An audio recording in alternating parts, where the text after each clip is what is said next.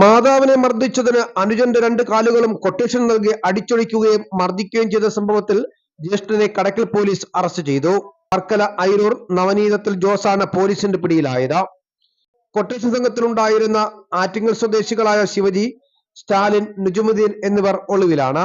ഇക്കഴിഞ്ഞ 7-ാം തീയതി രാത്രി 9 മണിയോടുകൂടി TV കണ്ടുകൊണ്ട് ഹാളിൽ കിടക്കുകയായിരുന്ന കടക്കൽ കൊച്ചാറ്റുപുറം കൊച്ചുവീട്ടിൽ ജോയിയെ മാരകായുധങ്ങളുമായി എത്തിയ മൂവർ സംഘം വീടിന്റെ കതക് വെട്ടിപ്പൊളിച്ച് അകത്ത് കടന്ന ജോയിയുടെ മുഖത്ത് മുളകുപൊടി എറിഞ്ഞതിനു ശേഷം കമ്പിവടി കൊണ്ട് 2 കാലുകളും അടിച്ചൊടിക്കുകയും മർദ്ദിക്കുകയും ചെയ്തു. അതിനുശേഷം അക്രമികൾ കാറിൽ രക്ഷപ്പെട്ടു.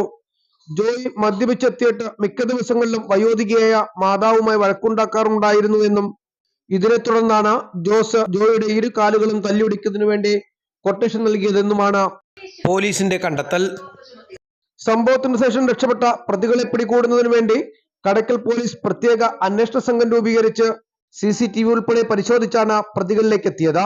തുടർന്നാണ് മർദ്ദനമേറ്റ ജോയിയുടെ സഹോദരനാണ് അക്രമത്തിന് പിന്നിലെന്നും കൊട്ടേഷൻ നൽകിയതെന്നും പോലീസ് കണ്ടെത്തിയിരുന്നു.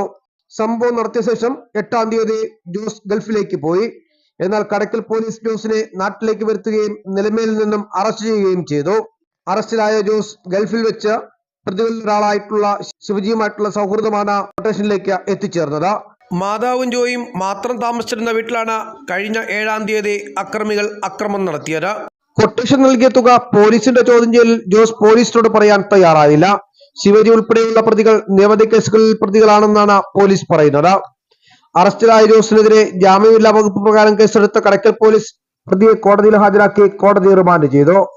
കൃത്യത്തിന് ഉപയോഗിച്ച സ്വിഫ്റ്റ് കാറും പോലീസ് കസ്റ്റഡിയിലെടുത്തിട്ടുണ്ട്.